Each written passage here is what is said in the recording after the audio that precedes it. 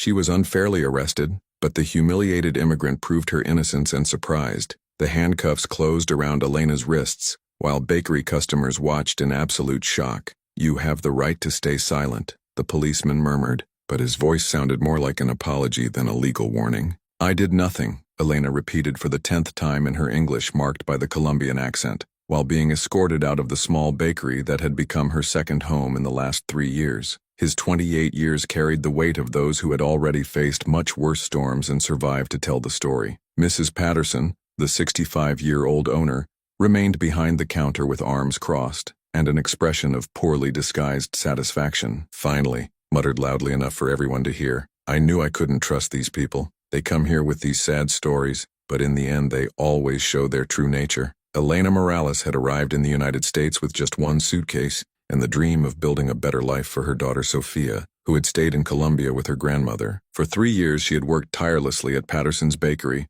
always arriving at 4 a.m. to prepare fresh breads, staying late to clean every corner of the store. It had never been missing one day, even when it fell ill with high fever last winter. $300 disappeared from the cashier last night, said Mrs. Patterson to the onlookers who clustered at the bakery door, and she was the last person here. You don't have to be a genius to connect the points. I always knew that hiring this immigrant would be a mistake. Detective Morrison, a tired man close to retirement, seemed uncomfortable with the whole situation. Elena had worked in 3 simultaneous jobs for the past 2 years, sending every penny as possible to Colombia to support her daughter and pay the diabetic grandmother's expensive medicines. The idea that she steals $300 seemed absurd to anyone who knew her story of sacrifices. "Mrs. Patterson," tried the detective, looking at Elena with an expression of genuine doubt. "Perhaps we should investigate other possibilities before—" "Other possibilities?" she interrupted with disdain, her voice echoing through the crowded bakery.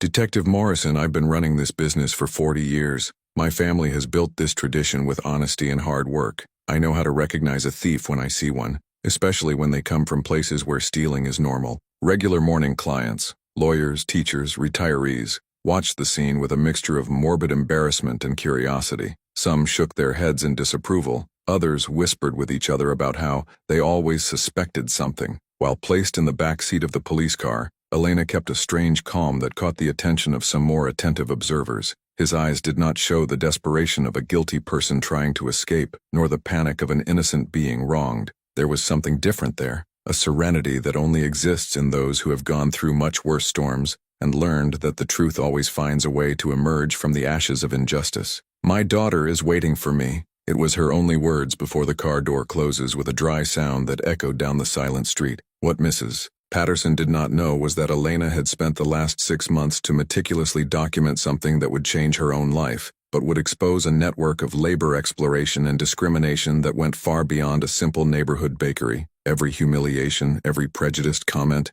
every extra time does not pay. Everything was carefully registered in a place where no one would ever think of looking. As the vehicle walked away, Elena closed her eyes and thought of the small recorder who had strategically hidden in the bakery 3 months ago, after a very revealing conversation that Mrs. Patterson thought no one had listened. Some secrets have the power to overthrow whole empires built on lies and prejudice. If you want to find out how a humiliated immigrant has transformed your unjust arrest into the first step of a revenge that surprised even the police, be sure to subscribe to the channel, because this resistance story will prove that underestimating someone can be the biggest mistake a person makes in life. At the police station, Elena was filled as a common criminal. Her fingerprints were collected, her photo taken from the front and profile, and she was thrown into a cold cell with 3 other women waiting for their respective destinations in the American judicial system. "Why are you here, honey?" asked Martha, a middle-aged lady who seemed surprised, fearful for someone in a prison. "They say I stole money from my work,"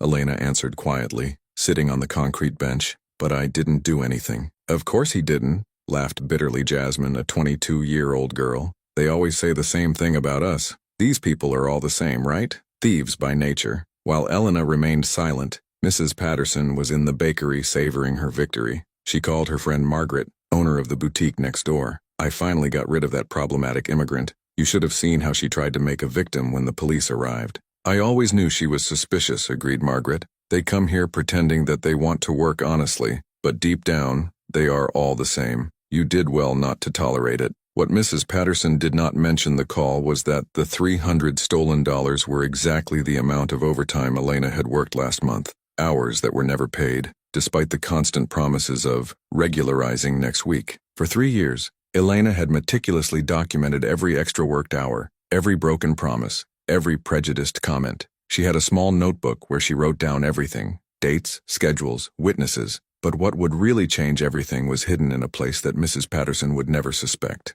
2 weeks before his arrest, Elena had discreetly installed a small recorder in the bakery stock after listening to Mrs. Patterson on the phone with her accountant arguing about how to save payroll with illegal employees. The conversation had revealed not only systematic tax evasion, but also an exploration scheme involving other businesses in the neighborhood. At the cell, Elena closed her eyes and remembered the conversation she had recorded 3 weeks ago. Mrs. Patterson didn't know she understood much more English than she showed, especially when she thought no one was listening. These immigrants are perfect for the business, Margaret. They work twice as many salary and never complain because they are afraid of deportation. I save at least $2,000 a month with her. Detective Morrison returned at the end of the day with a worried expression. He had spent hours trying to find concrete evidence against Elena, but something didn't fit. His financial records were impeccable. Each penny sent to Colombia was documented, each account paid on time. Elena, he said, sitting on the opposite side of the bars, I need you to tell me exactly what happened last night. I worked until 8 p.m., as always. I cleaned the whole store, checked the cashier with Mrs. Patterson. She locked the money in the safe in front of me and I left. Was the vault locked when you left? Yes. She always makes a point of showing that she is locking, as if she didn't trust me. Elena paused. Detective, can I ask one thing? Morrison nodded. Mrs. Patterson said exactly how much money was in the safe before I left. The question took the detective by surprise. It was exactly the kind of detail that a guilty person would never question. Why do you ask that? Elena smiled for the first time since the arrest. Because if she really told the money in front of me, she should know exactly how much she had before the $300 disappear, shouldn't she? At that moment, Morrison realized that perhaps he was investigating the wrong person. Elena's calm, her smart questions, and especially the way she didn't seem surprised by the accusation, everything indicated that she knew something he had not yet discovered. Elena, he said slowly, do you have anything to say? Something I should know about Mrs. Patterson? Elena looked straight into his eyes. Detective, if I were going to investigate a crime, I would start asking who really had access to the safe and why someone would accuse the person who works the most for less money. The seed of doubt was planted, and while Mrs. Patterson celebrated her apparent victory, she had no idea that she had just taken her first step toward her own destruction, because Elena was not just a working immigrant. She was a woman who had spent the last months collecting evidence that would turn the hunter into the hunt. The real question was not whether Elena could prove her innocence, but if Mrs. Patterson would be prepared to face the consequences of 3 years of exploitation, prejudice, and labor crimes that were about to surface. 3 days in jail, they had given Elena enough time to organize their thoughts and prepare what would come next. While Mrs. Patterson celebrated his victory in the bakery, telling anyone who wanted to hear how he had finally got rid of that immig problem, Elena received an unexpected visit. I'm Sarah Chen, lawyer at the Workers' Rights Center, said the 35-year-old Asian woman sitting in the opposite side of the bars. I received an anonymous call about your case, and some things are not making sense. Elena studied the lawyer's face for a moment. Did anyone call you? A person who said he works close to the bakery. He mentioned that you have always been extremely honest and that Mrs. Patterson has a history of problems with immigrant employees. Sarah opened her folder. Elena, I need you to tell me everything, not just about theft, but about what it was like to work there. During the next time, Elena reported 3 years of systematic humiliations. The jokes about their nationality, comments on how these people could not work well, overtime never paid, illegal salary discounts for breaking equipment that were never broken. Do you have any proof of that? Sarah asked, taking notes furiously. Elena smiled for the second time since the arrest. I have a notebook at home where I write down everything, dates, schedules, witnesses, and I have something else. Sarah raised her eyes from the notes. 3 months ago, I listened to Mrs. Patterson on the phone with her accountant. She was complaining about having to pay taxes on illegal employees. Although I'm fully documented,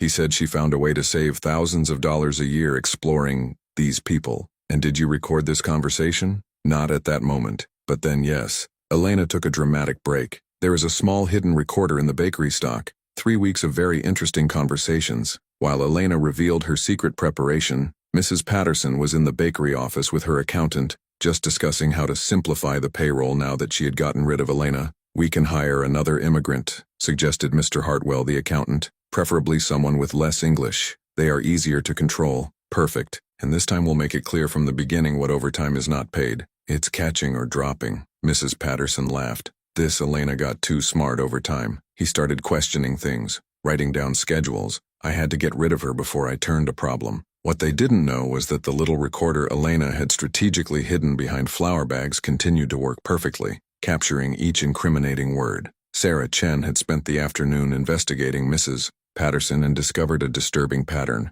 Over the past 5 years, 7 immigrant employees had been fired from the bakery under suspicious circumstances. Everyone reported the same: late wages, unpaid overtime, constant prejudiced comments. Elena, said Sarah on her second visit, I'll get your conditional freedom tomorrow, but I need you to tell me exactly where this recorder is. It's in a cardboard box behind the flour bags in stock. Small, black, with a repair label. Elena smiled. Mrs. Patterson hates the stock. Never get in there. Always sends employees to look for things. That same night, Sarah got a court order to see and apprehend in the bakery. Detective Morrison, now convinced that there was something very wrong with the original accusation, personally accompanied the operation. The recorder was found exactly where Elena said she would be. 3 weeks of conversations that document not only tax evasion and labor exploitation, but also the deliberate plan to incriminate Elena for the $300 that were actually the exact value of the overtime that Mrs. Patterson refused to pay. But the most shocking discovery was in the last recording,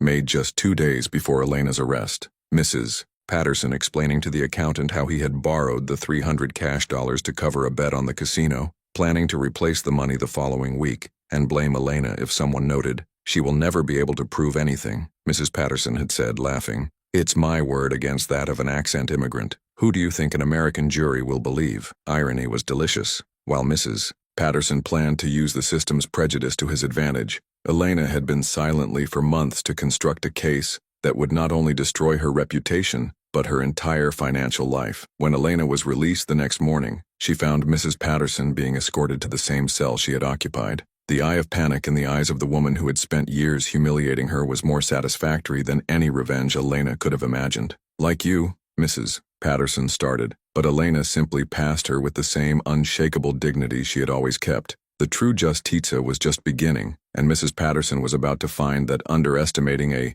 simple immigrant had been the biggest mistake of his life, a mistake that would cost everything she valued most: her reputation, her business, and her freedom. The next morning brought a turnaround that Mrs. Patterson could never have anticipated. While she was preparing to reopen the bakery and continue her routine as if nothing had happened, a team from the labor department knocked on her door at 7 a.m. Mrs. Patterson, we have a court order to inspect their labor records for the past 5 years, said Inspector Janet Williams, showing official documents. We received detailed complaints on systematic violations of labor laws. Mrs. Patterson's face lost all the color when he saw Elena next to the inspector, not as a handcuffed criminal, but as a state-protected witness. How? You should be in prison, stammered. Mrs. Patterson, intervened Sarah Chen, appearing with a document-filled folder. My client was completely acquitted. More than that, she became our main witness in a federal case of labor exploration and fiscal fraud. While the investigation team searched the bakery archives, Elena remained serene,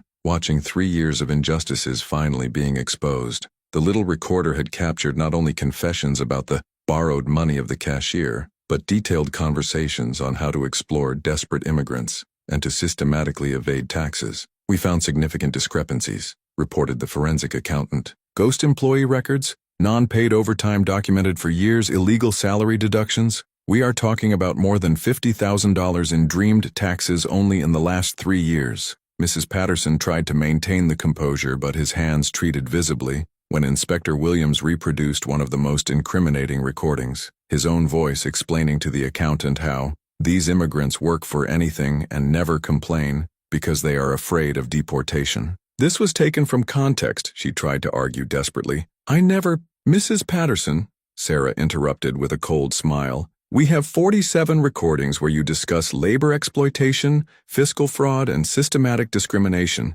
My client has meticulously documented each violation for months. Detective Morrison entered the bakery at that time, not to arrest Elena, but to escort Mrs. Patterson. You have the right to remain silent, he said, repeating the same words he had addressed to Elena days earlier. but this time with much less reluctance. "This is a mistake," Mrs. Patterson shouted as the handcuffs closed on his wrists. "She's just a liar immigrant. Are you going to believe her instead of a respectable American citizen?" Elena finally spoke, her calm voice cutting through Mrs. Patterson's hysterical despair. "Lady, for 3 years you called me these people, paid me less than the minimum wage, forced me to work overtime without payment, and humiliated me publicly, but never called me a liar, because you always knew I was telling the truth." The crowd that formed in front of the bakery was composed of the same customers who had attended the arrest of Elena with morbid curiosity. Now they watched Mrs. Patterson being escorted to the car with a mixture of shock and embarrassment. "My God," murmured Mrs. Henderson, regular client. "I always thought she was a little rigid with the employees, but I never imagined—"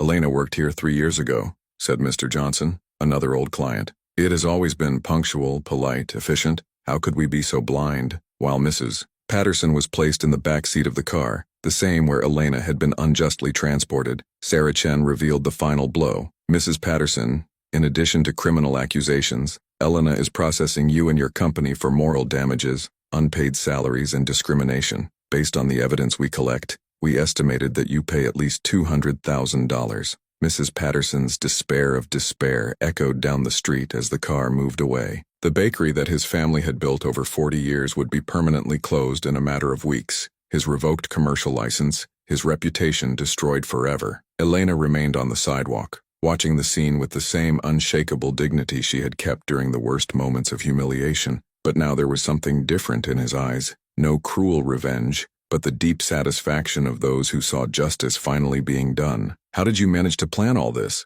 asked the local newspaper reporter who had arrived to cover the Historia. Elena smiled for the 3rd time in a week. "I didn't plan anything. I just document the truth and trusted that she would find a way to appear. Mrs. Patterson did everything on her own. I just gave her words the audience they deserved." Irony was perfect. The woman who had spent years using the system against vulnerable immigrants would now be destroyed by this same system, thanks to the patience and intelligence of the person she had most underestimated. But while Elena knew that she had won this battle, a question remained in the air. Would a single victory be enough to change an entire system of discrimination and exploration? What she would find out about other silent victims of Mrs. Patterson would be even more shocking than anything that had already been revealed. 6 months later, Elena Morales was sitting in her own office, contemplating the city's view through the 20th floor windows. The license plate, Leah, Morales and Asociados, Labor Advocacy and Immigrant Rights in English and Spanish. "We have more 16 new cases this week," said Marcus, his cool assistant, entering a pile of folders, all referenced by the Patterson case. "It seems that their story has inspired many people to denounce similar situations." Elena smiled, adjusting the blazer she had bought for the afternoon meeting. Sarah Chen had become not only her lawyer, but her partner in the office, who was now specializing in defending exploited immigrant workers. The lawsuit against Mrs. Patterson had resulted in a $350,000 compensation, more than enough to finance his law studies and open the firm. "How is Mrs. Patterson?" Marcus asked, organizing the documents. "Well," Elena responded with a neutral tone, "she is serving 2 years in prison for fiscal fraud, labor exploitation, and discrimination. The bakery was auctioned to cover fines and processes. I heard she spent time in prison teaching basic cooking classes to other detainees." Irony was not unnoticed. The woman who had spent years despising these people now depended on the patience and kindness of women of various nationalities to make their days more bearable. Elena opened her drawer and removed a letter that had arrived the week before. It was from Sophia, her daughter, now 12, written in a carefully practiced English. "Mom, my teacher said you are famous here in Brazil. She showed the report about you on the internet. I'm so proud. When are you going to get me to live with you?" The answer was soon. Elena had completed all immigration roles for Sophia and her grandmother. The family would be gathered for the first time in 5 years, no longer separated by poverty and despair, but united by conquest and dignity. "Elena," Sarah Chen entered the office carrying champagne and smiling widely. "I just received the call. The Labor Department approved our proposal. We will receive $2 million in federal funding to expand the free legal assistance program for immigrant workers." The program, named Dignity Project, had already helped 127 workers recover stolen wages, totaling more than $890,000 returned to families who had been systematically exploited by unscrupulous employers. "And there is more," continued Sarah, serving the champagne.